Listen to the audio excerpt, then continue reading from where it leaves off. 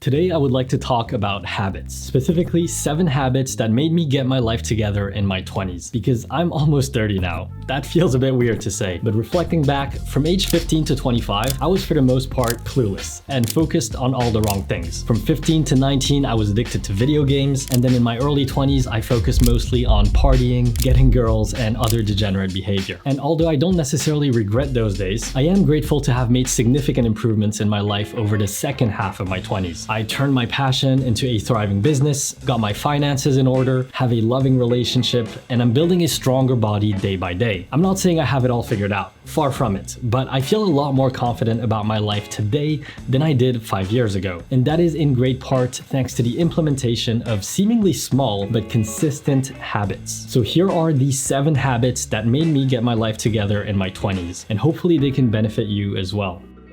The first habit is to abstain from pornography and masturbation. Didn't think I'd one day be talking about this on YouTube, but let's get real for a moment, without filters. I know we all enjoy a little self-pleasure every now and then, but pornography is a silent killer, especially for men. It starts out as a harmless distraction, but it has a real neurochemical impact on your brain that progressively gets worse. Over time, it desensitizes you to normal sex, as it literally rewires your brain on how you get turned on, and it drains your energy and motivation from within. What happens when you watch porn is every time you do it, you get a release of dopamine, which is the pleasure hormone. And the more you do it, the more dopamine gets released, which reinforces the behavior and makes you want to do it again. So you get into this vicious cycle that over time becomes harder and harder to escape. And just like a drug, your tolerance for visual stimulation also compounds over time, and then it becomes harder and harder to get turned on by actual real sex. There is a lot of interesting research and videos about the effects of pornography, and I'll link to a few in the description, but I have seen cases where it can become extremely damaging to your life. And although it's never snowballed to that point for myself, I can't say that I've gone through long stretches of complete abstinence from porn, and I always feel a lot better when I'm not engaging in pornography. I feel way more focused and clear-minded when I'm off of it. I'm also less distracted, and it improved the dynamic in my sex life. Like anything, I'm sure if you do it in moderation, it doesn't necessarily have to lead to the darkest outcomes, but because of its potential to snowball into this negative cycle, many people prefer to stay off of it entirely. In fact, there are communities online like the NoFap movement where people support each other in overcoming porn addiction and other forms of compulsive sexual behavior. It is absolutely something that a lot of men have to contend with, so definitely don't feel ashamed if you feel like you can relate.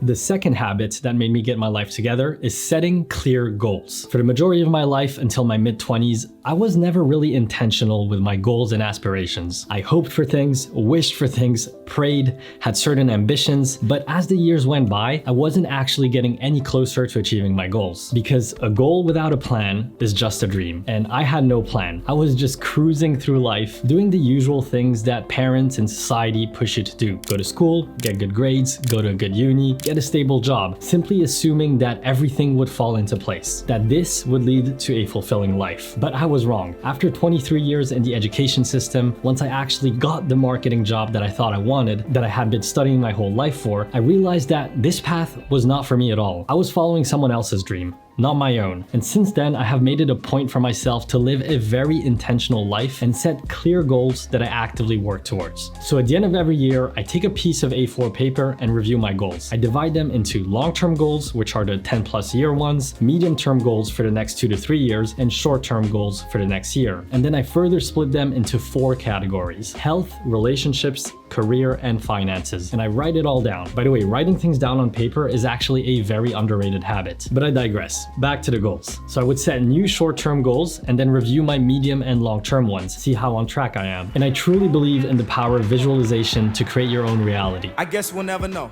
In fact, many successful athletes use visualization. Muhammad Ali, for example, famously said, "If my mind can conceive it and my heart can believe it, then I can achieve it." You have to visualize your goal first, be clear about what you want, put it down on paper, and then align your behavior to your ambitions. Which brings me to my third habit: massive action taking. Visualizing, manifesting, call it what you want, but it's only one half of the equation. The other half is actually moving towards your goals aggressively, with a big emphasis on that word, aggressively. Things did not start changing for me until I cut my bullshit, put my head down, and took massive action every day, day after day. And I really hate how the word hustle has received this negative connotation lately. People talk about hustle porn, workism, toxic hustle culture, but come on.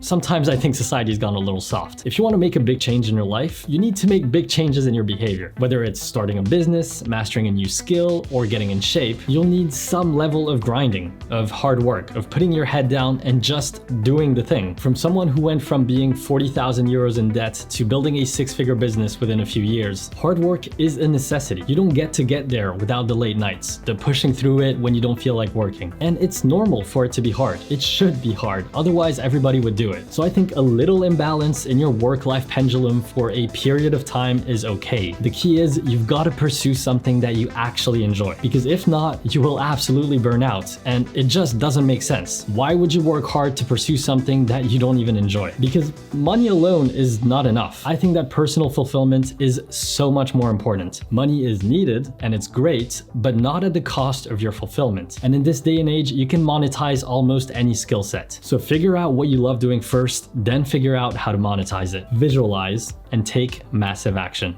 A quick moment to thank our sponsor, Asus. This elegantly designed laptop is the Asus ZenBook S13 OLED. It was designed with two things in mind: sustainability and portability. The plasma ceramic aluminium lid has a premium stony touch made with a new manufacturing process that is unique to Asus, which allows it to be 100% recycled if needed, and the body of the computer is made with 50% recycled and ocean-bound plastics. The ZenBook is incredibly thin and light, with only 1 centimeter in depth and 1 kilogram in weight. But don't let its slim profile fool you. The ZenBook is a very capable machine with stunning visuals. Thanks to its cinema-grade, best-in-class color gamut, the colors displayed are richer and more vivid than your standard LCD screen. And it has the fastest response time out of any laptop at just 0.2 ms, which means no blur in those action scenes in movies. And on top of all that, it is extremely tough. It has been tested to military-grade durability standards, passing 12 different test methods, including a drop test, shock test, and temperature test. If you're interested in learning more about the Asus ZenBook or purchasing one for yourself, just go to the link in the description.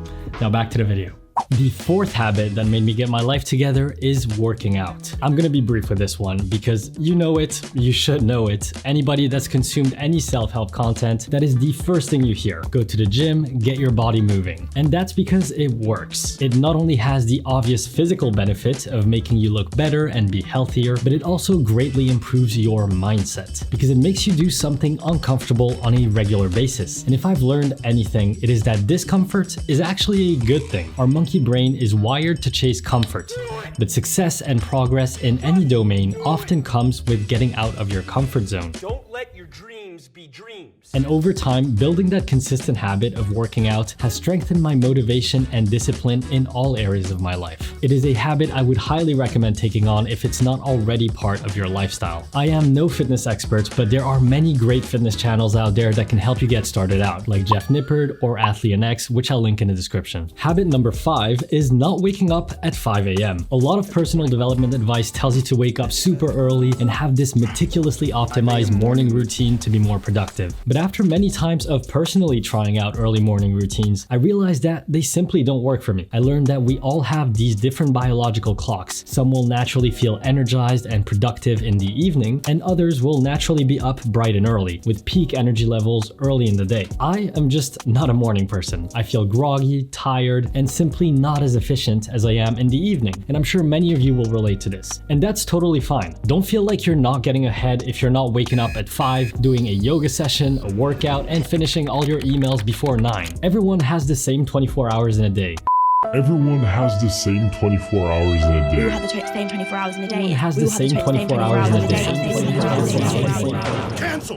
Realistically, if you're waking up at 5, that means that you need to be in bed by 9 or 10 p.m. at the latest if you want at least 7 hours of sleep. So assuming a similar duration of sleep, if I'm going to bed at 1 a.m. and waking up at 8, I'm not getting any less time in my day than someone who's up at 5 a.m. So I think those 5 a.m. morning routines are not for everybody, and that's okay. Being in tune with your biological clock's natural sleep-wake cycle will allow you to feel and function your best every day. Habit number 6 that helped me get my life together was to delay delay gratification. The way our brain is wired, it is our natural inclination to move away from pain and towards pleasure, to move away from what is hard and seek what is easy, comfortable, pleasurable. But I learned that in life, the more you can delay gratification, the better your life will be in the future. Of course, it feels better in the moment to eat that dessert, watch another Netflix episode, skip the gym, but that is not going to help future me. I heard of this concept recently of the rocking chair version of yourself, which basically says, imagine the 80-year-old version of yourself that can't move like you used to, that doesn't have the time and energy to do the things that your younger self could. Now make every decision in your life today based on what would make that rocking chair version of yourself proud. Would that rocking chair Tim be glad that I acted the way I did? Would he be proud of my actions, or would he regret them? The vast majority of the time, the instantly gratifying option is not the right one. So I try as much as possible to suck it up and do the thing that will improve my future life. Don't get me wrong now, I still like to indulge in a pastry from time to time, skip the gym if I genuinely feel too exhausted. I try not to be too harsh on myself. But 90% of the time, I will take the action that comes with delayed gratification. Lastly, number 7 is a bit of a bonus one because technically it's more of a mindset rather than a habit, but I thought it was too important not to mention because it is arguably the thing that made the most difference in my life in this past decade, and that is extreme accountability. Once I made the switch from having a victim mindset to an extreme accountability mindset, that is when I felt the most growth in my life and in myself as a person. Before, I used to think that if only I was raised differently or looked differently or lived in a different place, my life would be better. It kept me focused on externalities rather than looking inwards. I thought the grass was always greener elsewhere instead of seeing my own potential. And I remember the day when I made the switch very clearly. It was my first day at the corporate job that I had been working my whole life towards, and reality hit me in the face. It felt like a glass shattered in front of me and allowed me to see reality for what it was for the first time. And I completely switched up, took a whole 180,